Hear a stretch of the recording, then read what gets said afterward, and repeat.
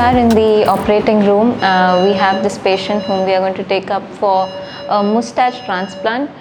So he's a very young patient who has had a history of trauma a few years ago, and because of the road traffic accident he's got a scar, and over the scar there's been no growth of hair, and that's the reason he wants to get a mustache transplant done.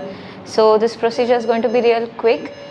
We are going to harvest the grafts or the follicles from the posterior region, the occipital region, and implant it over this mustache region so that he can have an even growth of the hair.